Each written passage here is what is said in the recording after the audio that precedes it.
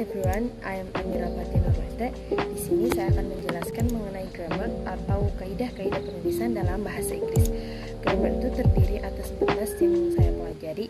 Salah satu yang akan saya jelaskan yang pertama yaitu simple present tense. Simple present tense merupakan tense yang digunakan untuk menyatakan kejadian, kebiasaan atau fakta yang akan dikatakan. Rumus yang dapat digunakan yaitu sebagai berikut. Contoh kalimatnya yaitu untuk kalimat nominal, Ali is smart. Ini merupakan fakta yang mengatakan bahwa Ali itu pintar. Dan untuk kalimat verbal atau kebiasaan yaitu the train leaves at 7 p.m. yaitu kereta akan meninggalkan stasiun pada jam 7 malam. Ini merupakan kebiasaan bahwa biasanya kereta itu berangkatnya jam 7 malam. Untuk tense yang kedua yaitu present continuous tense. Present continuous tense merupakan tense yang digunakan untuk mengatakan kejadian yang sedang dilakukan atau yang sedang terjadi. Rumus yang digunakan itu seperti ini. Contoh kalimatnya yaitu she is reading book. Dia sedang membaca buku. He is reading book. Dia untuk laki-laki sedang membaca buku. You are reading book. Kamu sedang membaca buku. Dan untuk kalimat tanyanya tinggal dibalik to be-nya ke depan dan subject-nya ke tengah. Itu misalnya are you reading a book? Apakah kamu sedang membaca buku? Yang ketiga yaitu simple past tense. Simple past tense merupakan tense yang digunakan untuk menyatakan kejadian yang terjadi di masa lalu dan sudah selesai. Rumus yang dapat digunakan yaitu sebagai berikut. Nah, untuk menggunakan rumus itu kita dapat menulis beberapa catatan. Yang pertama, verb to hanya digunakan pada kalimat positif verbal, dan untuk verb to kita tambahin untuk kata kerja kita tambahin kata ed di belakangnya itu untuk menggunakan verb to. Dan tidak semua kata kerja itu berakhiran ed. Dan juga untuk menggunakan subjek I, you, they, dan lain-lain itu terdapat ketentuan. Yang pertama, I menggunakan was, dan you, we, they menggunakan were, sedangkan she, he, it menggunakan was. Contohnya yaitu contoh kalimatnya itu verbalnya itu she cooked fried rice. Keempat yaitu past continuous tense. Past continuous tense merupakan tense yang digunakan untuk menyatakan kejadian yang sedang terjadi tetapi di masa lalu. Nah, rumus yang digunakan yaitu seperti ini. Dalam menggunakan rumus ini ada beberapa ketentuan yang harus dilakukan. Yang pertama, untuk mengubah verb ditambahin dengan ing ada beberapa ketentuan. Ketentuan yang pertama, untuk verb dengan akhiran e dihapus e-nya ditambahin ing, dan untuk verb dengan akhiran double e ditambahin ing saja tanpa menghapus double e-nya. Dan untuk verb satu suku kata yaitu dengan satu voka seperti shopping, shop jadi shopping. Dan untuk verb yang lebih dari satu suku kata didabelkan konsonannya, misalnya begin jadi beginning. Tense yang kelima yaitu present perfect tense. Present perfect tense merupakan tense yang digunakan untuk mengatakan kejadian yang sudah terjadi tetapi masih memiliki dampaknya sekarang. Rumus yang digunakan yaitu seperti ini.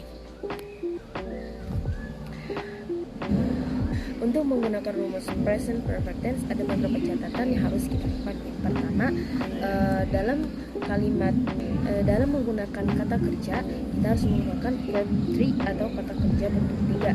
Nah, dan untuk menggunakan kata kerja bentuk 3 kita mengubah kata kerja ditambah kata kerja pertama yaitu dengan ditambahin ed. Dan untuk kalimat nominal kita bisa menambahkan been pada kalimat nominal tersebut. Dan juga untuk menggunakan subjek dengan have atau has kita dapat melakukan ketentuan yaitu I, you, we, they dapat menggunakan have, dan she, he, it dapat menggunakan has.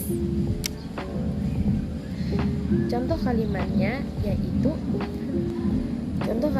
yaitu you have clean bedroom, yang dimana dia telah membersihkan kamar itu tetapi dampak bersihnya masih ada walaupun kegiatan yang dia lakukan itu telah berlalu. Lanjut lihat kepada tense yang keenam, yaitu present perfect continuous tense.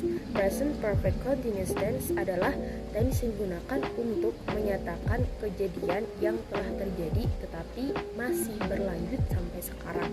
Contohnya yaitu she has driving for 2 hours. Dia sedang berenang untuk 2 jam. Nah, maksudnya yaitu dia sedang berenang, tetapi dia juga sedang melakukan itu. Dia memulainya sudah dari beberapa waktu yang lalu, tetapi dia masih tetap melakukannya sebelum 2 jam itu. Yang selanjutnya yaitu simple future tense. Simple future tense adalah tense yang digunakan untuk mengatakan kejadian yang akan terjadi di masa yang akan datang. Ketentuan rumus yang akan digunakan yaitu I, you, we, they, she, he menggunakan shall atau will untuk kalimat nominal, sedangkan I, you, we, they, she, he menggunakan untuk kalimat verbal menggunakan going to, tetapi ditambahin dengan to be plus going to. Seperti misalnya I am going to, you are going to, we are going to, dan seterusnya. Rumus yang digunakan dapat menggunakan be jika menggunakan kalimat nominal, dan juga bentuk waktu yang digunakan yaitu misalnya tomorrow, next week, next year, atau next month. Tense yang selanjutnya yaitu future continuous tense. Future continuous tense adalah tense yang digunakan untuk menyatakan kejadian yang sedang berlangsung atau yang akan sedang dilakukan, tapi dengan waktu yang lebih spesifik. Dalam membuat kalimat ini atau mengatakan kalimat ini ada ketentuan yang harus dilakukan. Yang pertama yaitu subjek ditambah dengan will be atau juga bisa to be plus going to be. Contoh kalimatnya I will be doing my homework. Saya akan sedang mengerjakan pekerjaan rumah saya tonight. Jadi untuk malam. Jadi waktunya lebih spesifik. Dia akan mengerjakan pekerjaan rumahnya itu nanti malam. Sedangkan untuk menggunakan to be plus going to be, dan selanjutnya itu past continuous future tense. Past continuous future tense adalah tense yang digunakan untuk menyatakan atau mengatakan kejadian yang akan sedang terjadi tapi di masa lalu. Jadi kejadian yang telah direncanakan di masa lalu tapi tidak terjadi di masa sekarang ataupun tidak terjadi kepada waktu yang telah ditentukan. Untuk menggunakan past continuous future tense ini, kita dapat menggunakan rumus subject plus should atau would be. Mungkin sekian grammar yang dapat saya jelaskan. Lagi dan kurangnya saya mohon maaf. See you next time.